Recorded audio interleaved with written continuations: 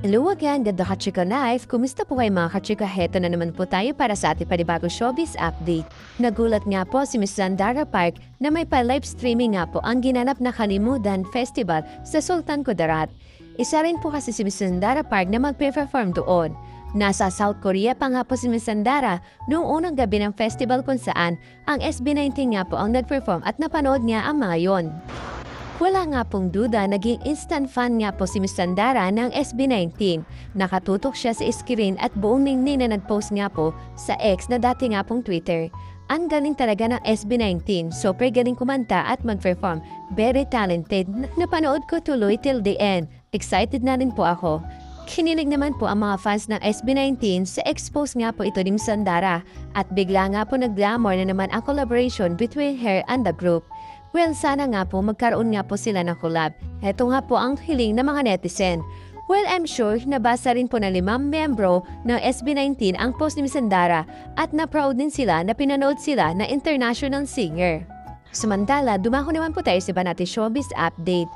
Nakaramdam nga po ng pangamba ang TV host comedian na si Miss Trusty Vargas matapos mabalitaan ang pagkamatay ng ex-partner ni Gina Lima na si Mr. Ivan Cesar Ronquillo.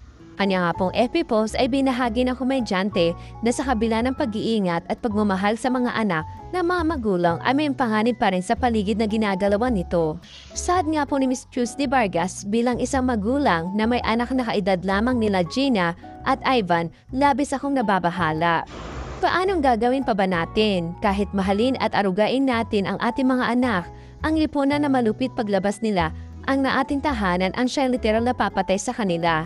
Kasunod nga po nito ay ang paalala nga po ni Miss Trusty Vargas sa madlang people na iwasan ang pagpapakalat ng fake news. Utang na loob po. Huwag magpakalat na hindi totoo mga bagay lalo na kung lubha ito mapang-akusa sa mga nambanggit. Ang mga kabataan ngayon ay hindi mahina o simpleng sensitibo lamang.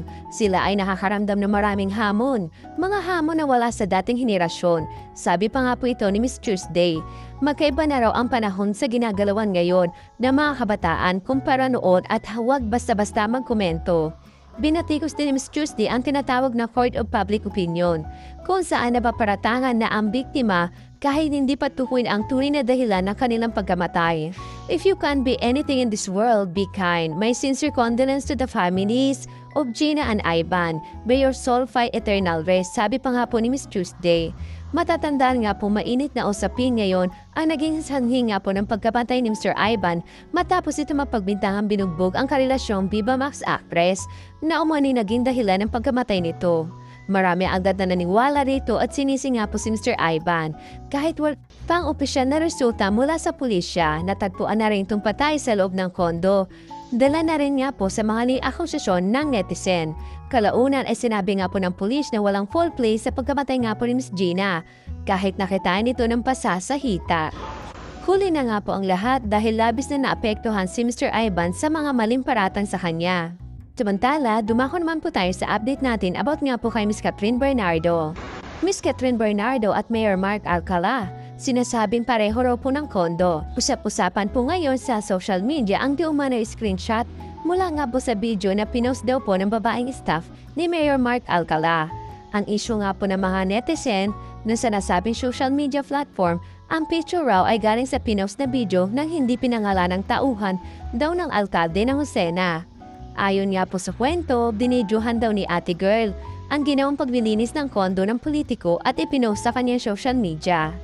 Agad naman itong napansin ng mga netizen na malaki nga po ang pagkakahintulad ng sofa, kurtina at maging ang floor ng tiles nito sa mismong condominium unit nga po ni Miss Catherine Bernardo sa BGC. At para nga po patunayan ang hinala ng mga netizen, idinikit pa nga po nila ang pinag-uusapang screenshot ang lumang photo na pinost nga po ni Miss Catherine Bernardo sa IG nito kung saan makikita ang alagang aso at nasa background nito ang black sofa, kurtina pati na rin po sahig ng condo unit na pareng-pareho nga raw po sa naunang picture. Ngunit alam niyo po ba, marami nga pong fans at casual ang hindi nga po naniniwala sa nasabing issue kasi ba naman po, hinahanap nga po kasi nila ang original video kung saan na-screenshot di umano ang condo unit ng politikong nalilink nga po kay Miss Catherine Bernardo. Mahirap na raw kasi at baka Ito na naman po maniwala na naman po sila sa maling mga resibo. Lagi ko nga po kayong pinapaalalahanan na bago po maniwala, mag-fact check muna po tayo. Kasi alam naman po natin ngayon na sobrang dami na po na nagpapakalat ng fake news. Marami na nga po napapahamak dahil nga po sa mga fake news. Kaya lagi nga po natin pinapaalalahanan ang mga manunood po natin o tumatangkilik sa channel na to na mas mabuti mag-fact check bago po ito natin paniwalaan. Kasi ang dami-dami na nga po, sobrang dami na nga po ang nagliliparang fake news. Samantala, dumako naman po tayo sa pinakahuli nating showbiz update. Ang pagkakataon nga naman, parang nananadya nga po. Sa gitna nga po ng mainit na issue sa pagitan nga po ng estranged couple na sina Miss Ellen Adarna at Mr. Derek Ramsey, ay parang nagbiro nga po ang tadhana at nakita ng una ang ex ng kanya mister. Trending nga po sa lahat ng social media na mag-cruise nga po ang landas ni na Miss Ellen at ang ex ni Mr. Derek na si Miss Joanna Villablanca. Siyempre, tuwang-tuwa na naman po ang mga basher dahil may mga panibago na naman po silang issue pag-uusapan. Dahil nga po sa pagtatagpo ni Miss Ellen Adarna at Miss Joanne sa art exhibit ni Mr. Jagger Cruz sa Metropolitan Museum.